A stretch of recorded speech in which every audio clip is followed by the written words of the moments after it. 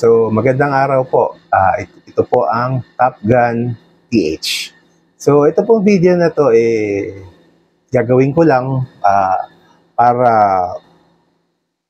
wala lang. Gusto ko lang i-share sa inyo na yung na-experience ko na ang dami kasing nagsasabi na mga gun store na nagsasabing on-site release. So, syempre, ikaw man na meron ka ng LTAP, syempre, eager ka na ma-release yung iyong bibili na unit. So, kung ikaw ay isa sa mga tao na to at hindi pa nakaka-experience ng ganito, panoorin mo muna tong video na to. So, yun. Paano ba? Paano natin sisimulan? So, meron akong papakita na mga para sa on-site release. Ang dami nito. Una ko tong na-experience yung on-site release or nakita kasi na po tayo yung kay Trust Trade. Tapos yung mga iba gumaya na rin. Nakita ko rin to kay Armscore at dun sa iba pa pong mga nagbebenta ng mga gun store, mga gun store. So, based on experience, ipapaliwanag ko lang po, ano ba dapat yung on-site release? Ano ba yung explanation? So, on-site release, ibig sabihin, meron silang mga, nakikita nyo to, yung mga caravan na 1 week, bawa sa Robinsons, or kung saang area man, o kung saang tindahan nila, katulad sa Marikina, dun sa mismong shooting range, doon nila ginaganap yung bodega sale. Tapos sabi nila nakalagay doon, on-site release. So, based on experience, hindi po totoo. Ewan ko kung magagalit sila, pero ako gusto ko lang po sabihin para wala na pong ma-frustrate, wala na pong maka-experience ng mga experience ng mga nakasabay ko doon na galing ng malalayo, tumakas sa asawa, kasama yung bayaw, yung kapatid, nag-usap-usap sila na bawa, tiga Baguio, meron ako nakasabay doon, tiga Baguio, tiga Pangasinan, basta kung saan-saang lugar. Ako po kasi pagka meron ako nakakausap, tinatanong-tanong ko ano yung binili, something like that. Yun po. So, sabi nila, pumunta sila kasi on-site release daw, ma-release. I-remind ko lang po, wala po tayo sa Amerika na kamukha pa sa ibang bansa na pumunta ka lang sa gun store after ilang hours, basta kumpleto yung documents mo, pwedeng ma-release yung iyong unit. Dito po sa atin, there's no such thing po. Kasi based on experience, mag-comment na lang kayo kung isa kayo sa parehas ko kayo na nagsasabi na hindi pa naka-experience ng on-site release. At kung kayo naman po ay naka-experience ng on-site release, isa lang po ang ibig sabihin yan. Baka medyo malakas po kayo or alam niyo na po ibig sabihin, baka taga-government kayo or something like that. Pero sa pangkaraniwan tao po, hindi po ata posible yung sinasabi nilang on-site release. Ayoko lang pong ma-mislead yung mga tao at ma-frustrate, kaya ako po ginagawa tong video na to. So, yun lang po, gusto ko pong i-share sa inyo. So, ano ba? Yung na-experience ko. Sige, meron ako na-experience. Halimbawa, certain week, tumawag ako na next week, halimbawa, magkakaroon po ng on-site release si certain gun store. Huwag niyo na ako magbabanggit. So, ako po kasi taga Manila, malapit lang ako, accessible naman po yung mga areas. So, sa akin, okay lang na hindi on-site release. Pero, trinay ko pa rin kasi sabi nila on-site release daw. So, tumawag muna ako para sigurado na talagang on-site release nga ba mangyayari. So, tumawag ako, halimbawa yung week na yon, tumawag ako ng Friday pa lang, next week yung caravan. Ang sabi nila, wala talagang on-site release.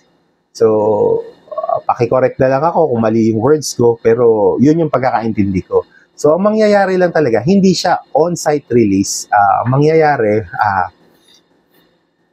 parang fast track yung pag-process. Mapa-fast track lang. Imbis na aabutin ng 1 month or sa iba, 2 weeks or something like that. Ngayon po, pagka ganito, pagka maagap, ako katulad ko, ginawa ko po yun, a week before, Sunday pa lang, pinuntahan ko na yung store. Luckily, nasa mall ito, alam niyo na siguro kung ano yung binabanggit ko. So, pagpunta ko doon sa kanilang mall, nag-advance na ako nung unit na yon. So, hinanapan nila ako ng serial na naka-ready na for release kasi yun po kasi yun. Meron lang syempre yung allotment yan. Bawa, isang unit, paano? Katulad nun, yung binili ko po nun, yung Taurus G3C. So, may mga kulay-kulay yun. So, depende yung serial na yun sa kulay kung available. Kung hindi, sigurado, hindi po kayo magkakaroon ng fast track or fast release. Hindi talaga siya on-site release.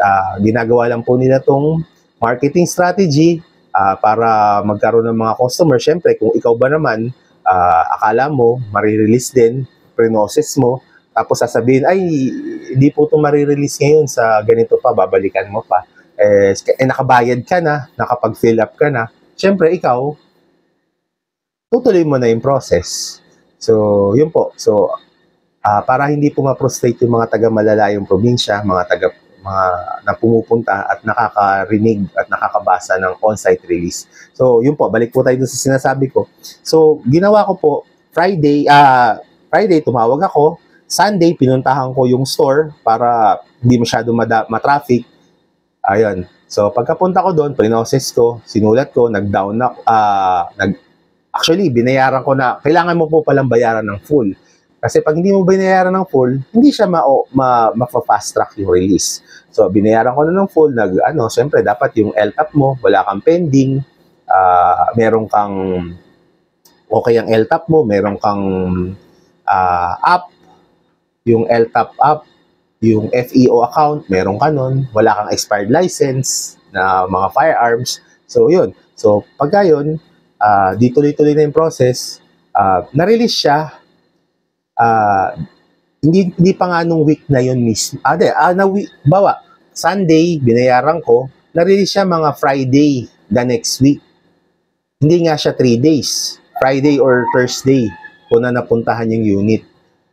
Yun, ganun po siya. So, para po hindi ma-frustrate yung mga tao na nakakabasa ng on-site release, tawagan nyo po muna yung inyong nakitang nagpapaskill or nagpo-post ng on-site release, klaruhin po ninyo muna para hindi po kayo i-chat ninyo kung may sasagot. Kung wala naman po, search ninyo, sigurado po, nabasa ninyo yung post na yun, sigurado po may internet connection kayo. So, pwede nyo po i-research yung mga numbers nila at itanong ninyo kung talagang on-site release para hindi po kayo ma-frustrate. So, again po, sinasabi ko po to based on experience. So, siguro may mga iba dyan, special po kayo kung kayo na-release.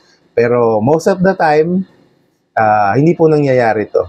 Kasi base po na sa nabanggit ko na pong proseso, naka-ready lang po yung mga units na naka-release, na for release, yun lang po, napabilis lang po ng isang proseso kasi hindi nahahanapin yung unit, hindi na ipapa-approve yung unit. So, na pre-approve units and serials po to. Kaya na para pagka ipo-process para matag sa pangalan ninyo, nabawasan na ng isang proseso ng isang araw or 2 araw. So, yun lang po.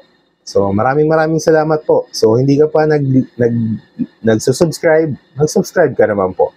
At i-like at share mo na rin tong video na to para makatulong sa iba pang nakaka-experience or nakakabasa ng on-site release ng firearms. So, thank you very much po.